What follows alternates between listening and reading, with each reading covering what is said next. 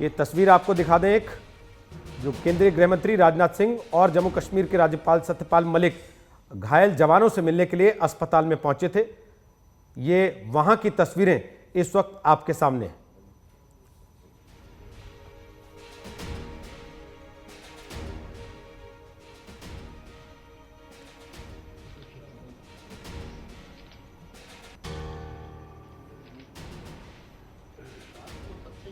तो गृहमंत्री राजनाथ सिंह जवानों से मिले जो घायल हैं, अधिकारियों के साथ उनसे बातचीत की, उनका हालचाल जाना।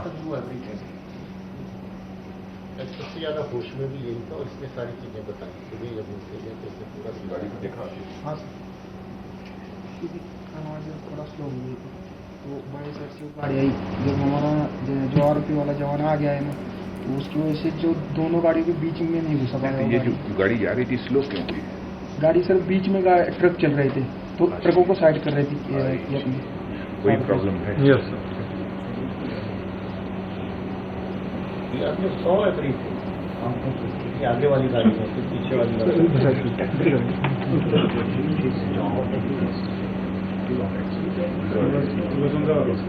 पीछे वाली गाड़ी पे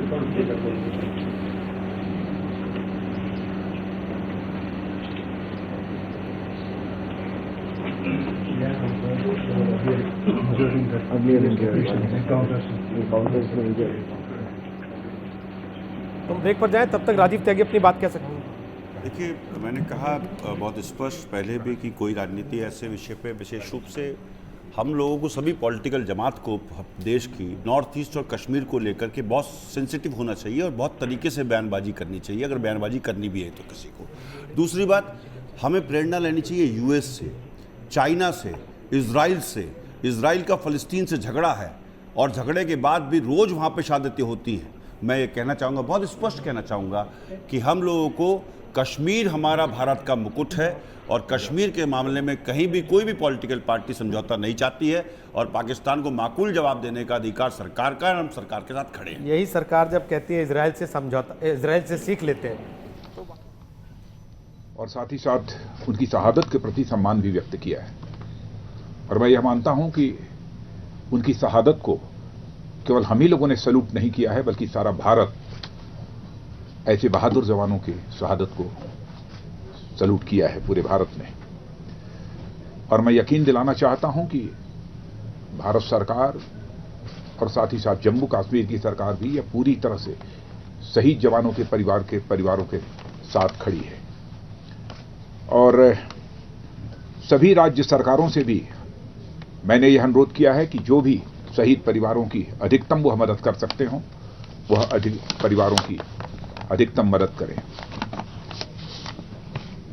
और श्रद्धांजलि देने के बाद आज अधिकारियों के साथ भी एक हमारी बैठक हुई है, जिसमें आज राज्यपाल महोदय थे, होम सेक्रेटरी थे, chief secretary Jammu Kashmir, DGP Jammu Kashmir और आर्मी कमांडर और डीजी सीआरपीएफ और कुछ सीनियर ऑफिसर्स उसमें मौजूद थे। जो भी आवश्यक निर्देश देने चाहिए वो आवश्यक निर्देश सारे अधिकारियों को दिया है। और मैं बता देना चाहता हूं कि हमारे सुरक्षा के बलों का हौसला पूरी तरह से बुलंद है और आतंकवाद के खिलाफ हम जो निर्णायक लड़ाई लड़ रहे हैं उसमें हमें कामयाबी मिलेगी। और इस हमारी निर्णायक लड़ाई के साथ पूरा देश पूरी ताकत के साथ, पूरी मजबूती के साथ खड़ा है। और जम्मू कश्मीर की आवाम को भी मैं अपनी तरफ से यकीन दिलाना चाहता हूं कि सीमा पार से आतंक फैलाने वाली जो ताकतें हैं, उनके मंसूबों को हम किसी भी सूरत में कामयाब नहीं होने देंगे। मुझे इस बात की खुशी है कि जम्मू का कश्मीर की जनता आतंकवाद के खिलाफ इस लड़ाई में पूरी तरह से हमारे साथ है। कुछ ऐसे एलिमेंट्स हैं जो सीमा पार की जो आतंकवादी ताकतें हैं, आतंकवादी संगठन हैं अथवा आईएसआई, इनके साथ उनकी मिलीभगत है और आतंकवाद की गहरी साजिश में ऐसे सारे लोग भी कुछ शामिल हैं। और मैं कहना चाहता हूं, ऐसे लोग जम्मू कश्मीर की जनता के भविष्य के साथ वो खिलवाड़ तो कर ही रहे हैं, और खास तौर से हमारे जम्मू कश्मीर के नौजवानों के भविष्य के साथ भी वो खिलवाड़ कर रहे हैं। और मैं यह भी कहना चाहूंगा कि पाकिस्तान और आईएसआई से पैसा लेने वाले भी कुछ एलिमेंट्स यहां पर हैं, कुछ ताकतें हैं। और मैंने आज कहा है स्पष्ट रूप से यहां अधिकारियों को भी जम्मू कश्मीर के कि ऐसे लोग जो पाकिस्तान से पैसा लेते हैं, आईएसआई के साथ जिन लोगों की मिली भगत है, उनके सिक्योरिटी को रिव्यू किया जाना चाहिए। और मैं पूरे देश की जनता से भी अपील करना चाहता हूं कि इस समय बहुत सारे ऐसे भी एलिमेंट्स हैं जो कम्युनल हार्मनी को तोड़ने की अपनी तरफ से कोशिश करेंगे। लेकिन मैं जानता हूं कि जब भी इस प्रकार का संकट देश के सामने आया है, तो चाहे कोई किसी जाति का हो, किसी पंथ का हो, किसी मजहब का हो, किसी धर्म का हो, सभी एकजुट होकर इसके खिलाफ संघर्ष करने के लिए खड़े हुए हैं। और आज तो मैं कह सकता हूं, भारत की बात छोड़िए, दुनिया की इस्लामिक कंट्रीज ही आतंकवाद के खिलाफ लड़ने के लिए एक साथ अंतर्राष्ट्रीय मंच पर खड़ी हो रही हैं। इसलिए ऐसी ताकतें यदि कोशिश करती हैं तो उनको मुंहतोड़ जवाब दिया जाना चाहिए।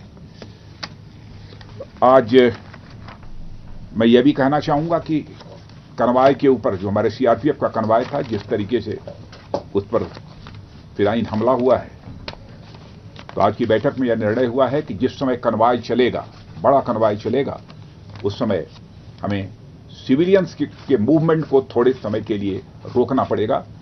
उसके कारण हमारे सिविलियंस को थोड़ी देर के लिए असुविधा हो सकती है। उसके लिए हम उनसे क्षमा चाहेंगे। और मैं ये कहना चाहूंगा कि सभी लोग अमन शांति बनाकर रखने की कोशिश करें। और मैंने यह भी कहा है कि यदि सांप्रदायिक सौहार्द अथवा अमन अमान को बिगाड़ने की कोशिश किसी की तरफ से की जाती है, तो पूरी शक्ति के साथ उनसे निपटा जाना चाहिए। धन्यवाद। राजनाथ जी, क्या आप मानते हैं जिस प्रकार से ये हमला हुआ, पहले से अलर्ट भी मौजूद था, एसओपी भी है, 2-3 बड़ी बातें कह दी हैं।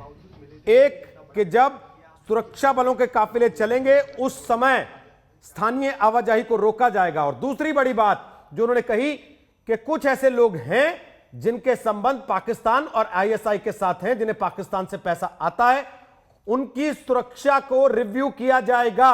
जी हां, आरोप लगातार हुर्रियत के नेताओं पर लगते रहे इस तरीके के कि पाकिस्तान से उनके ताल्लुकात हैं, उनको सुरक्षा मिलती है भारत की तरफ से, उनकी सुरक्षा वापस ली जा सकती है, इसको रिव्यू किया जाएगा।